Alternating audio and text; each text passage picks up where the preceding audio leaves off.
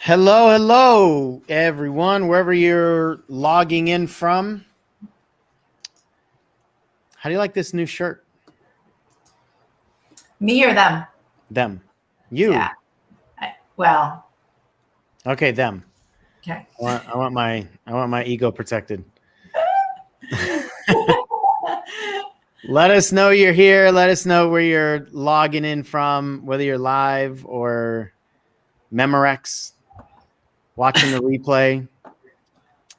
Almost got you to choke on the water. So this is part 2 of documentary series. This is part 2. We did a video yesterday. You can find all the videos that we've been doing on Facebook here on our business page, facebook.com/Coach Sean Smith. Go to the videos, go to the playlist, and you'll see a bunch of the videos under the playlist. What's the playlist called? Coaching Success, Foundations of Coaching Success? That sounds right. Something like that. Go to the videos and you'll see the titles and all that stuff. Thank you for the support. So you can go.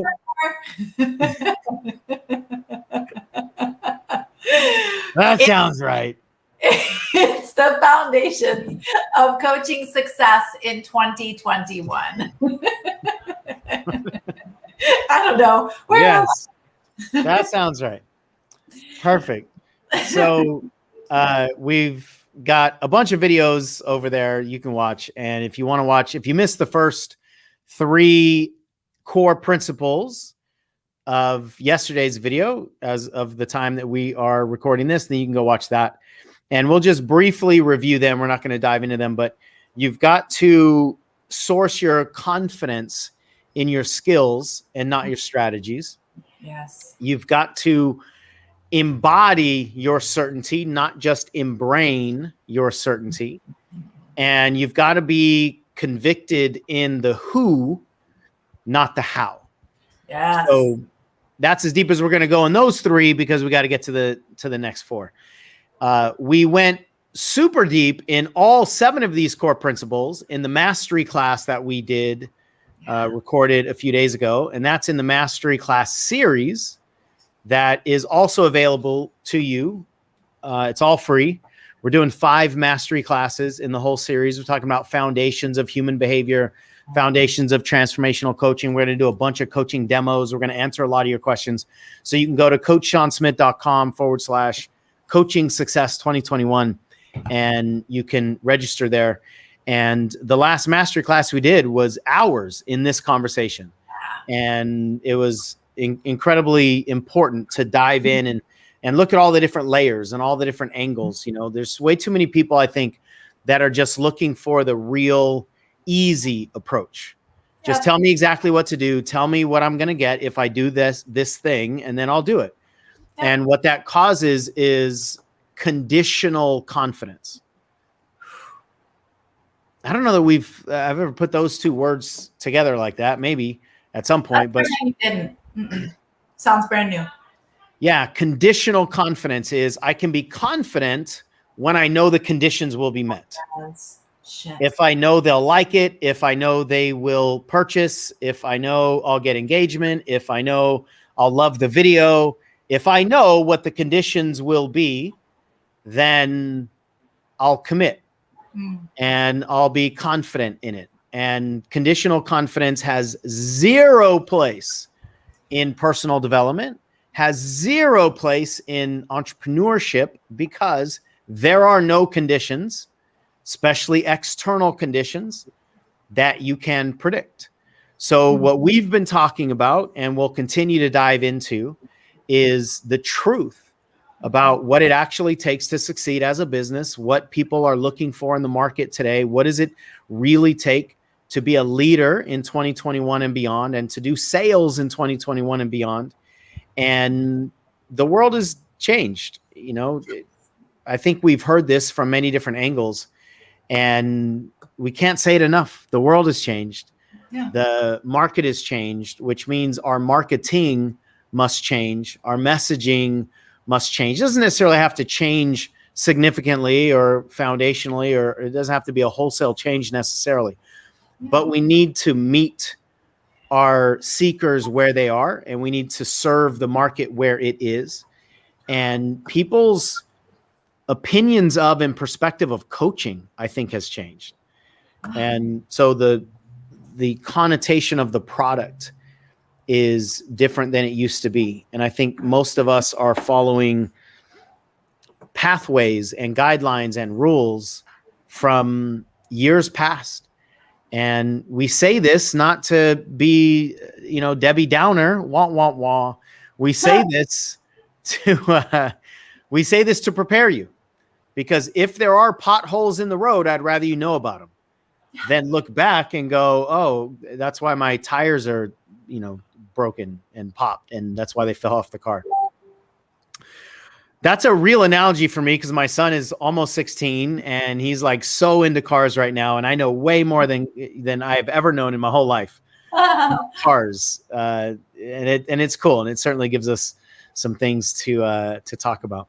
So jumping into these 4 core principles that we have left, is there anything you want to add so far, Michelle, that I've said before we get into these 4? Yeah, I mean, it's so I love your wah wah wah, but the reality is that if, like, we gotta not just meet the trends, and that's why I love in this series we're talking about not just now but and beyond. We want to be ahead. We want to know not what's just here right now, but what's coming, what's on the way, so that we can continue to stay relevant and be at the forefront and be the leaders that we're really wanting to show up for our clients as. Yeah, and that's why foundations are so important. That the trends don't last, foundations will always last. Platforms can change. We're seeing that on social media. Society can change. TV shows can alter the way people think about certain things or whatever. But foundation will never change. And that's a kind of a double-edged sword, because foundation is not sexy for most people, but it's the only thing that lasts. So if long-lasting success is sexy for any of you, then you better start to fall in love with foundation, because it's the only thing that's really going to help you succeed. So principle number 4, again, if you're just joining, we covered the first 3 principles of the 7 core principles in the video before. You can see that in the on our playlist on our Facebook business page. The foundation for coaching success. Is that what it's called? That sounds right. It's something like that. I don't know. So the 4th principle is about commitment. You can't be committed to success. And I know on the surface that might sound weird, because that's what we're all looking for, right? Is success. But especially in coaching, and I would say this is the case with anything that's going to require us to evolve and grow.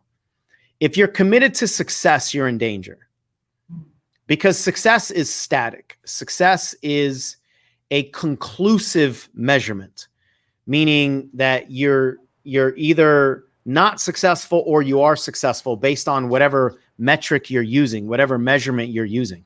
So if your goal is to make $10,000, then you haven't won until you make $10,000. So even all the way up to $9,900, you still haven't achieved the success. So it's this either or, like you lose, win. That's the kind of, I just had duck, duck, goose flashbacks, right? Duck, duck, duck, duck, goose. You've lost. You haven't won yet. You haven't won yet. You haven't won yet. You haven't won yet. Okay, now you've won. And it's actually really difficult to continue to inspire and motivate the brain during that you haven't won yet phase. Yep. And the bigger the goal is and the longer it's going to take to get it, the longer the you haven't won yet phase is. And so how do we inspire ourselves if we're defining success in a way that we don't have it yet? That's not easy. Now, I think we are told and sold and taught that that's the way people achieve success, that you just got to be disciplined and committed and you just do it and you just army crawl over all those shards of glass. And then one day you will achieve the thing that you're going to commit to, and then it'll be like heaven on earth, and you'll have all the things that you want, and you'll instantly lose a bunch of weight, and it'll never rain on you again, and all your licorice will taste amazing. I don't know where that came from, but whatever it is, like whatever your goals and dreams are, they'll all come true if you just stay committed through all of the challenges. And while that sounds really good, it just doesn't work that way for almost everybody. No. So this isn't a right or wrong philosophical discussion. This is a what works for most people and what doesn't work for most people. So when you just focus on success, like in the coaching industry, what that looks like is I'll be successful when I get a client. And then I'll be successful when I have 5 clients. And then I'll be successful when I make $2,000 a month. And then I'll be successful when I sell a $5,000 high ticket coaching package. And then I'll be successful when I quit my job. And then I'll be successful when. It's when I, then I framework. And the when I, then I framework constantly keeps us searching for the carrot that's currently out of our reach. And then when you achieve the thing called success, you have to re-up your commitment. You need a new target immediately in order to keep going, because we source our motivation through and to the existence of a target. That's good. We source our motivation through the existence of a target. And by through, I mean just from the existence of a target and then to the target. That's where the motivation is. But then what happens when you hit the target? Now, if your motivation is sourced by the target and the target is no longer gone because you've achieved it, then you need a new target. And that's actually really taxing and exhausting to the unconscious mind, especially. So commitment to success is dangerous, especially in something like coaching where there's a craft to study. Yeah. What you've got to be committed to is mastery. Can you commit to mastering the art of coaching? Mastering the study of, the dissection of, the understanding of human transformation. There are no success milestones along that path. It's an ever-evolving journey. So when you are committed to mastery, success will follow you, because mastery commands success. But if you're just committed to success, chances are you'll never achieve or even evolve inside of mastery, because the mind, when it has a target, wants to do anything it can do to get the target, which means we'll be tempted by shortcuts. We'll be tempted to fall for certain things that are actually not true, but it's promising us the thing that we hope is true because we're so committed to the target. That's why so many people do anything they can to make money, or do anything they can to stay in a relationship, or do anything they can to lose weight, because the mind thinks that the achievement of the target will bring happiness and fulfillment, and it actually doesn't. So we're setting ourselves up to be tempted if we continue to try to motivate ourselves with success. So what we've learned is that when we commit to mastery, and I could tell you story after story after story that I don't have time to now, when we commit to mastery, success finds us and follows us because it's a byproduct of the mastery. But when we commit to success, it very rarely happens. And by very rarely, I'm just using a different way of never, because when you do succeed that way, you're not happy or fulfilled, which is actually worse than not hitting any of those targets. Yep.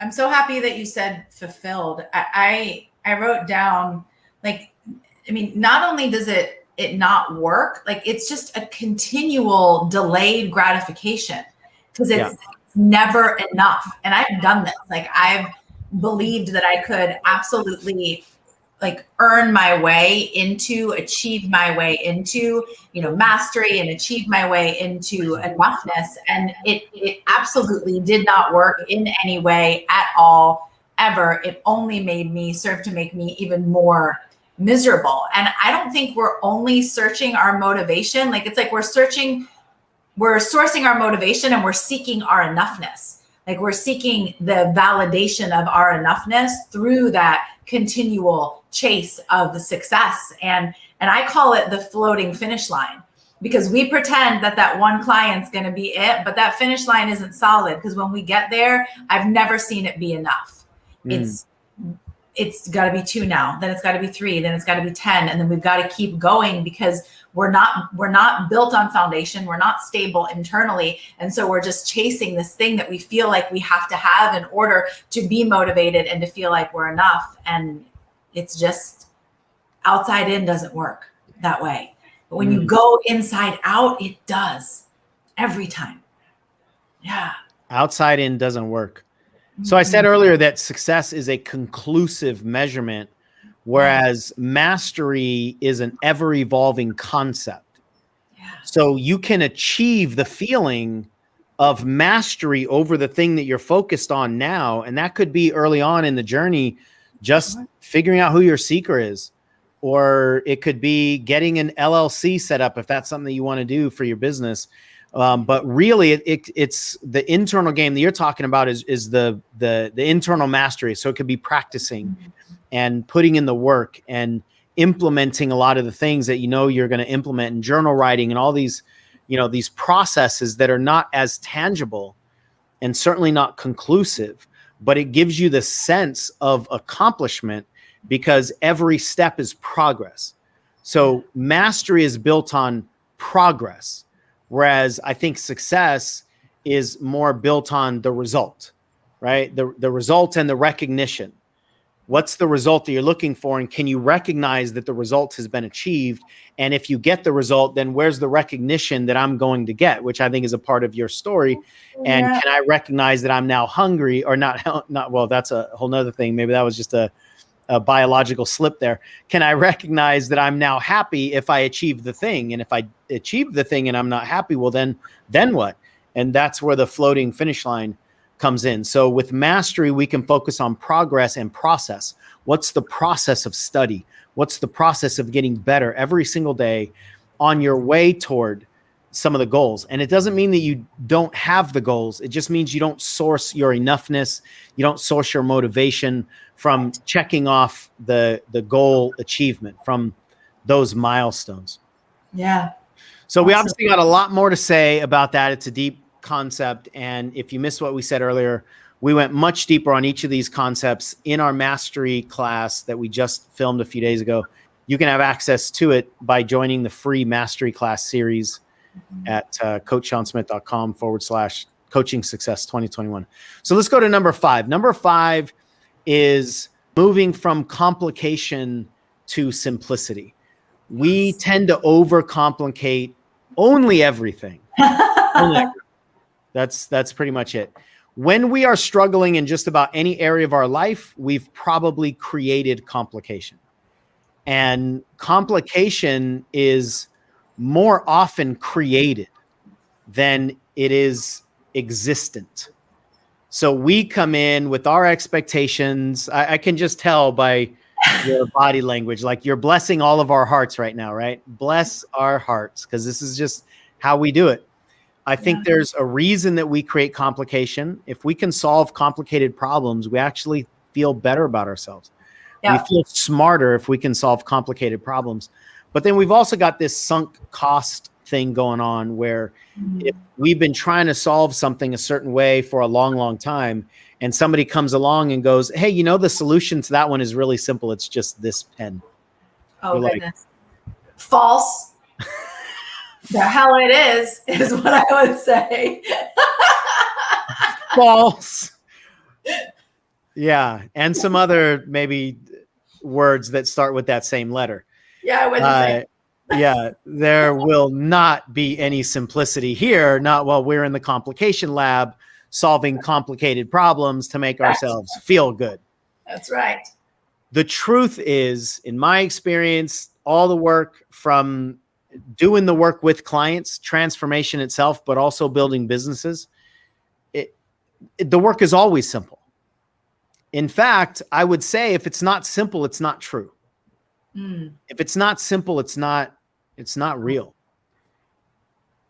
But we don't have a relationship that allows with our work or with ourselves or with success or with money that allows the journey to be simple. The journey toward personal growth and development, and definitely with business, is more about the repetition of simplicity. It's not about the management of complication. So can you find simple and then do it over and over and over and over and over again? And the earlier you are in the process, the more important that is, because the foundation that's required in the early stages has to be built on simplicity. You can't build a foundation of complicated and then later on hope the foundation of complicated gets simple. It's not going to happen. The only way that complication becomes simple is by tearing down the complication. So the concepts that we work with in transformational coaching and the concepts that are operating inside of us are extremely, in fact, shockingly simple. Yeah. But our egos make it complicated. And our desire to feel smart makes it complicated. Yep. However, I know this is a piece that you really are passionate about, so I'll throw it over to you with this. Just because it's simple doesn't mean it's intuitive. No. It's false. False. The hell it is.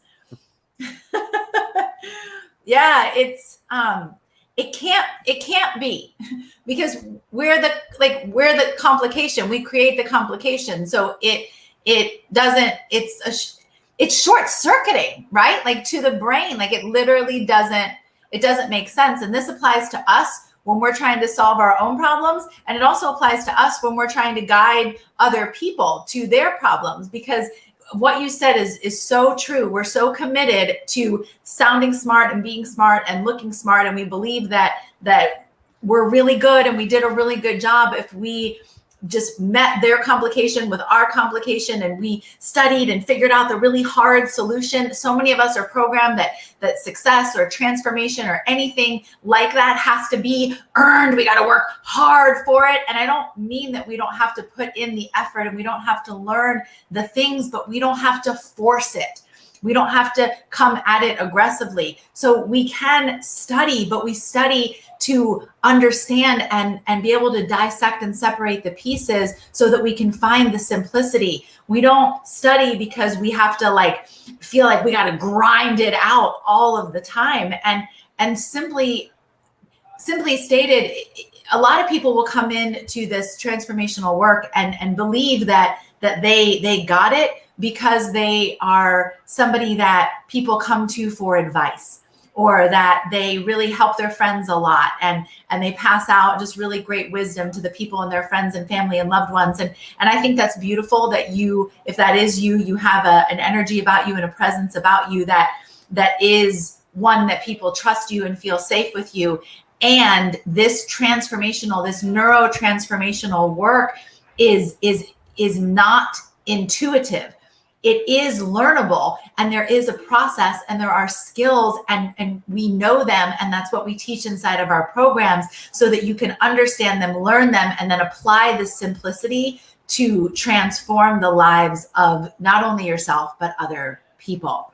It's the understanding of the application of the tools that can be a little bit complex because we're dealing with humans who are complex, but how they operate, how they sabotage, how they work, how they protect themselves is actually all very simple. And when you understand that, my gosh, friends, you're able to, whether you decide to do it or not, but you're able to embody, get to that place. It is possible for you to get to that place where you feel like I can help anybody with anything because I understand the simplicity of these complicated problems that are being presented. That's it. That's everything. And it's learnable, as you said, but it's not necessarily intuitive. Mm-hmm. Transformational coaching especially is an art. You got to study it, master the craft. If you want to be somebody who can really do phenomenal things for people, then you have to study phenomenally. You have to study in direct proportion to the impact that you want to make. And I think it's a disservice to the industry. And I think it's a disservice to people to try to shortcut your way into their wallet. Mm. Woo. Ouch. All right. The next one. Well then.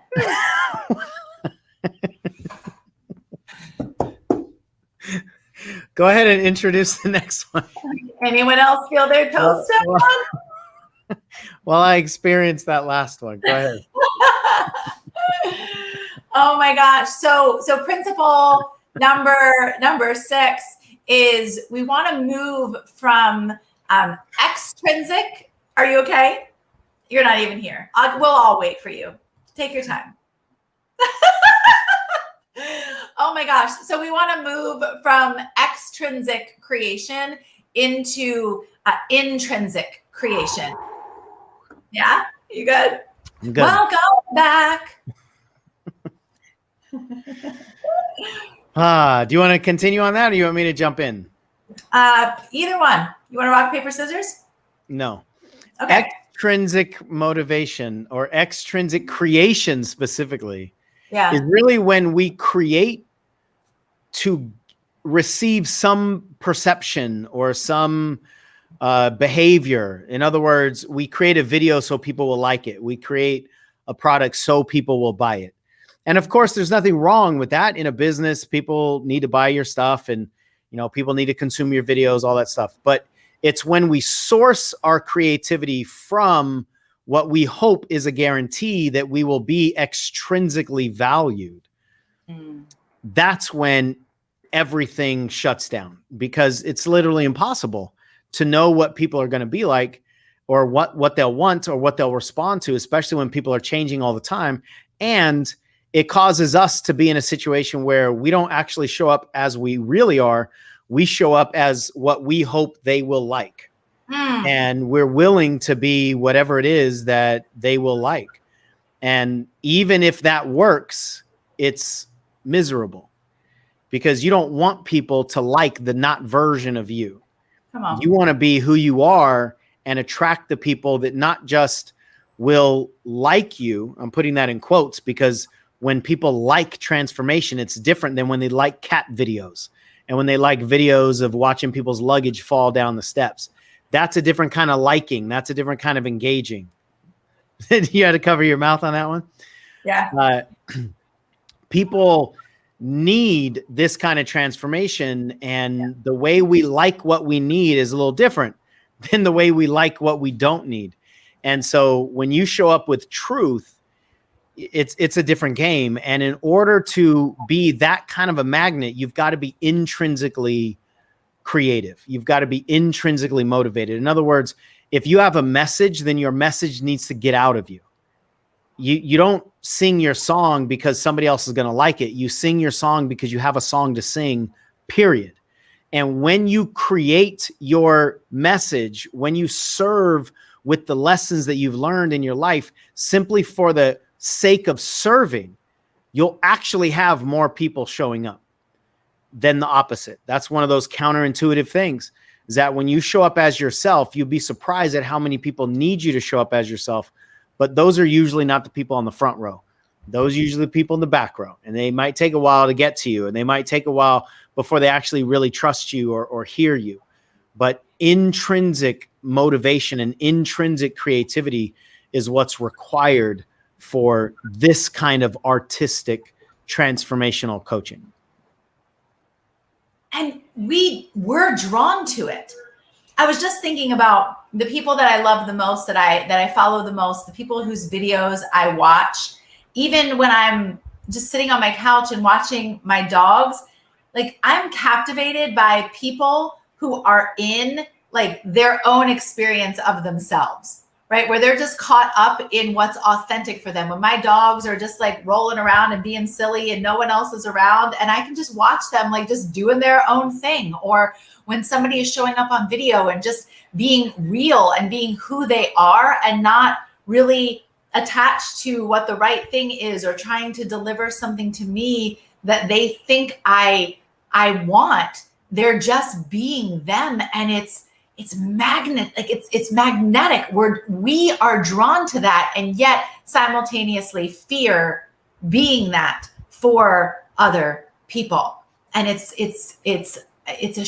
a shame So this is the work that is required, to what Sean said, to have you actually be able to stand out, because the people who are actually assigned to you are not assigned to the not version of you. They're assigned to you. So if you don't show up as who that is, they are not going to find you. So while you're busy trying to please all the people who aren't actually assigned to you, the people who are waiting for you are still waiting, because you haven't shown up as that version of you yet. Bingo. Yes. Yes to all of that. And the seventh core principle, actually, there was one more thing I wanted to say based on what you were just sharing.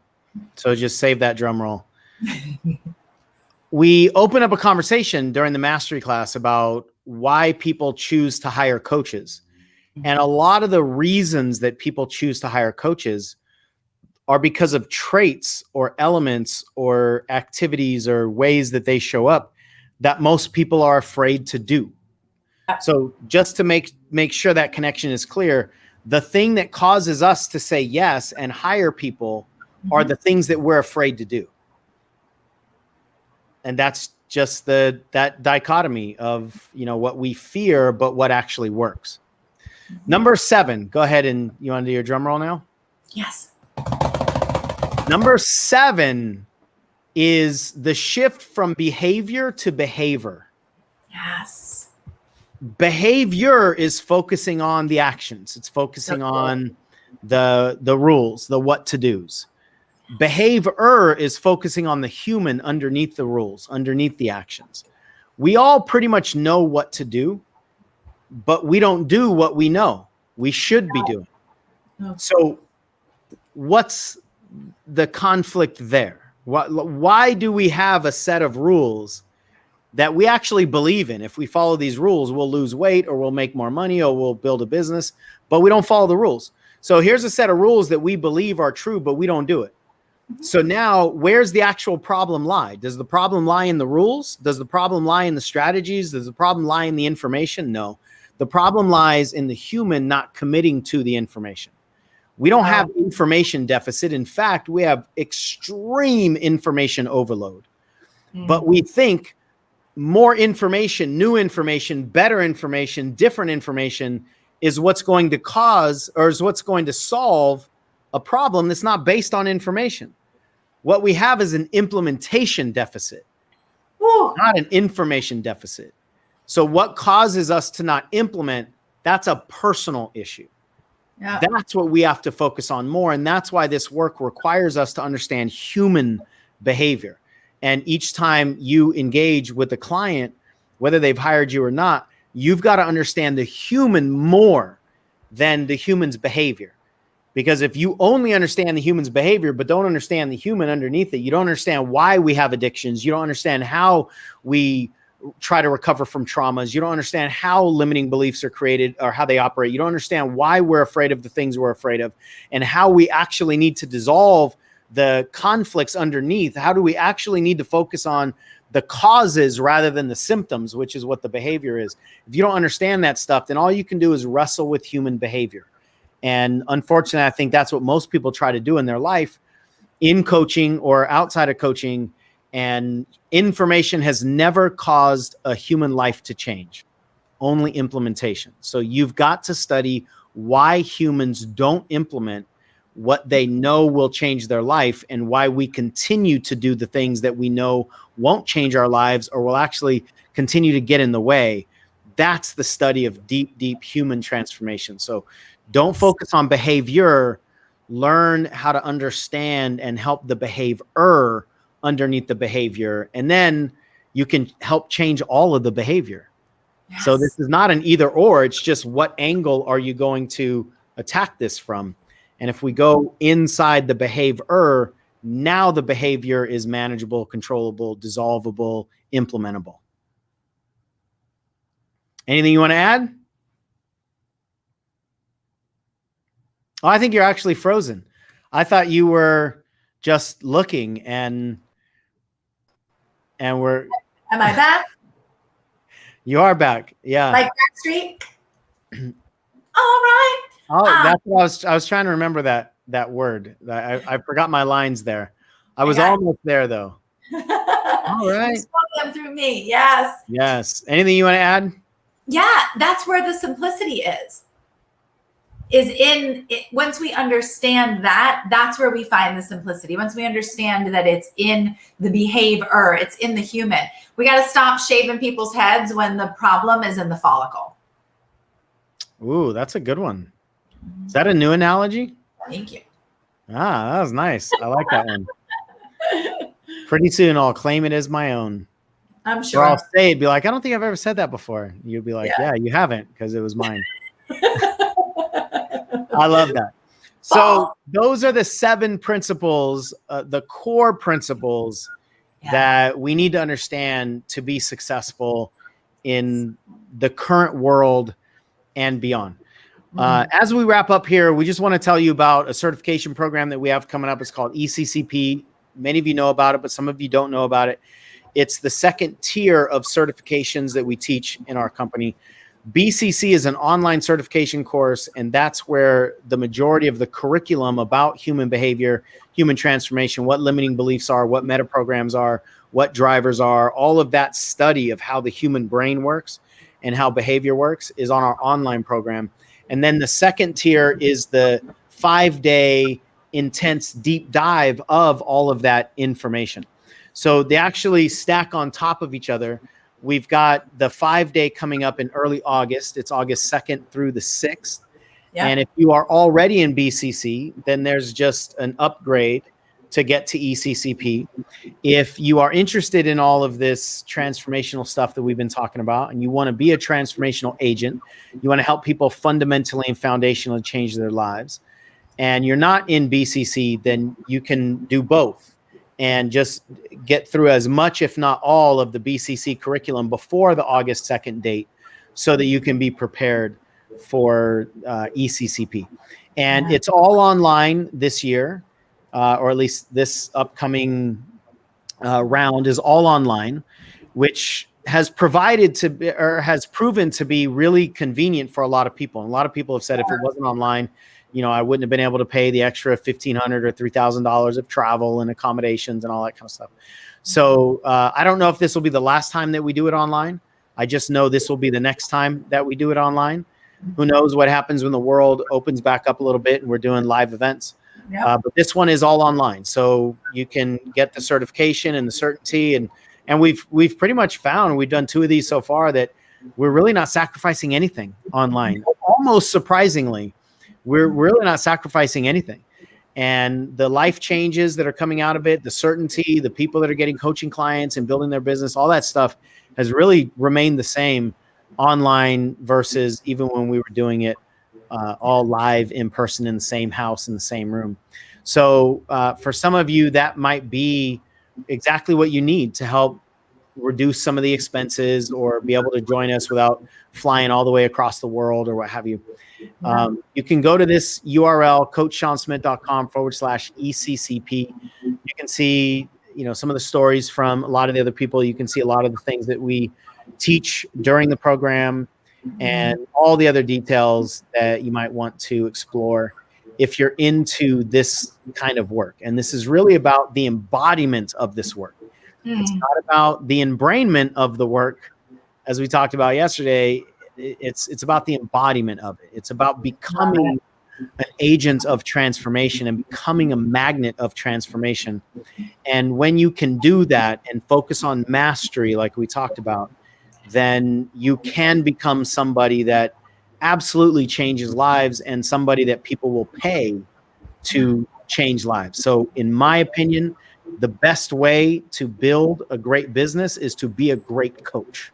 Yes. Most people are not doing it in that order. They're just trying to jump into people's wallets and jump over the certainty and the study and the mastery, and people deserve more than that. So if any of that is intriguing to you, go check out coachshansmith.com/ECCP. If you have any questions about any of that stuff, let us know and we will answer whatever questions you may have. So I hope this has been valuable and helpful for you all. We're going to continue to do a bunch of videos over the upcoming days and weeks and months and years and decades and millennia in this work. Yeah, So, I like it. We'll be answering some of the questions too, which is great. that's right. Like community questions. We'll answer some of those community questions. So if you have any questions, type them in the comments here, and we might answer yours in the future. Ooh. All right. With that, everyone, have a wonderful rest of your night, day, evening, afternoon, whenever. And we'll see you soon. Bye.